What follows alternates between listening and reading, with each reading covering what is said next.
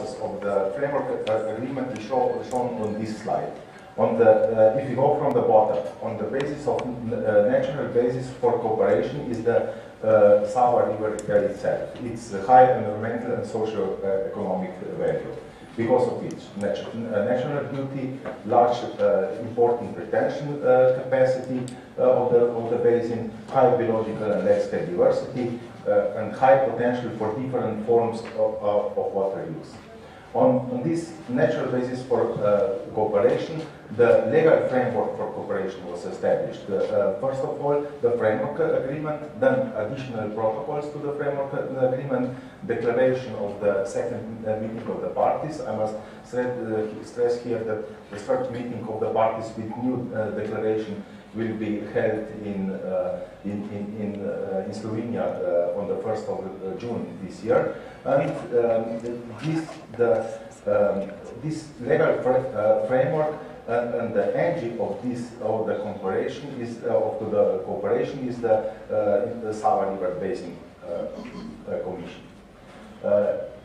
The basic task of the Commission are implementation of the project, and all of those projects lead to the sustainable, to the key objective of cooperation, which is also the key objective of the framework agreement, which is sustainable development of the Sava River Basin.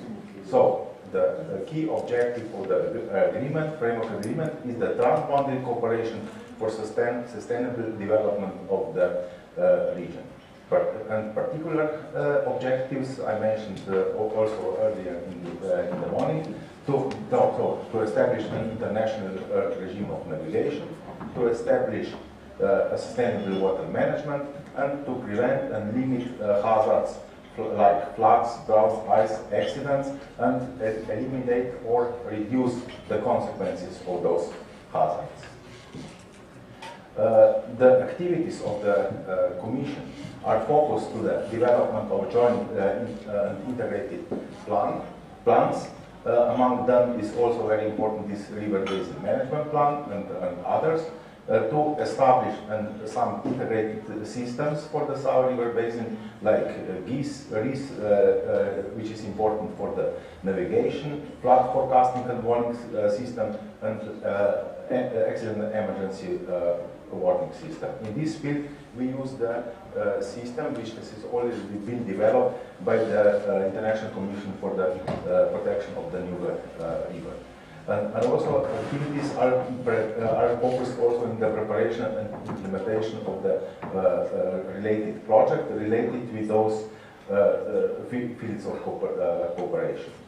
In the field of navigation, which is somehow not so important for this seminar, is the preparation and implementation of the navigation related project. In this field, also very important is this harmonization of regulation between the national and European regulation.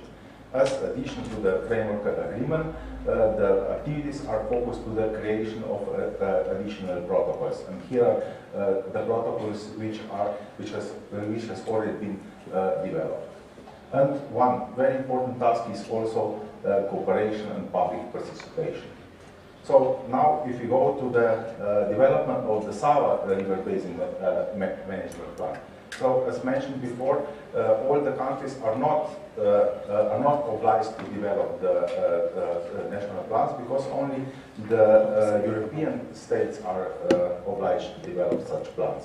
But by the signing of the framework agreement, also the parties of the framework agreement, like Bosnia and Herzegovina, Croatia, Slovenia, Serbia, and Croatia, are obliged to develop such a plan.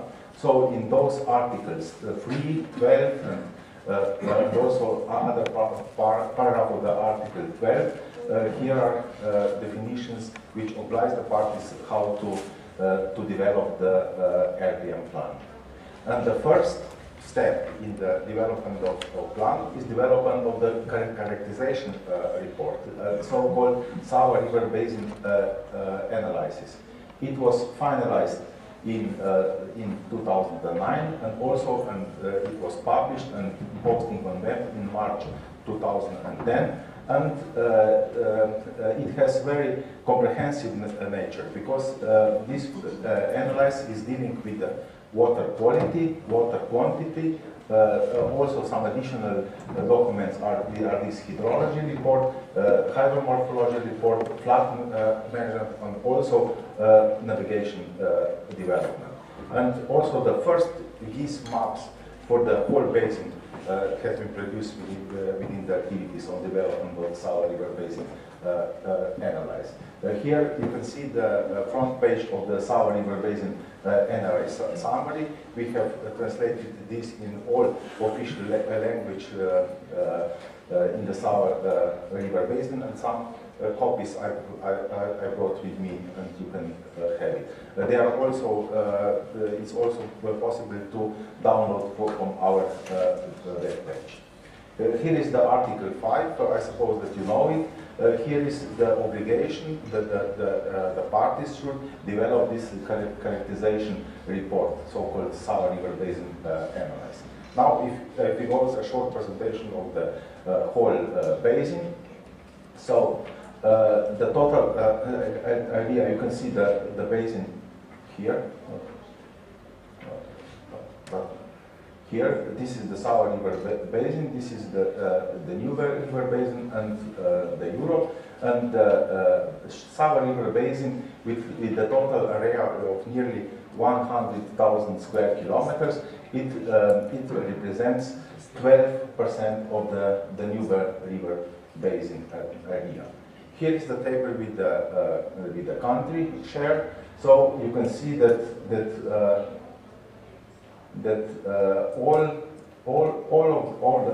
of these countries, there are six countries. Also, one small part of the Albania is belonging to the Sava River Basin. But you can see from this that in each, more than nearly 50% of the all countries except Serbia and Bosnia and Herzegovina, has nearly 75% of the area of the country belongs to the Sava River Basin. So it's quite an important part of the countries which goes to the catchment of the Sava River. Here is two slides of the relief and topography. So some slides of the climatic condition. You can see that there are three different climatic conditions. In the north, moderate continental climate, and moderate continental mid-European climate. And here is the picture of the mean annual precipitation in the Sava River Basin. So you can see that this part is quite dry, but here is a lot of humidity. Then mean annual evapotranspiration and mean annual runoff of the Sava River Basin. The average annual air temperature is nearly 10 degrees. Average annual rainfall is more than 1 meter, and average evapotranspiration is 530 millimeters per year. Well, the length of the Sava River is nearly 1,000 kilometers. I can say that nearly half of the Sava River is navigable. The average discharge is 1,700 cubic meters per second, and it is the second largest tributary of the Danube River.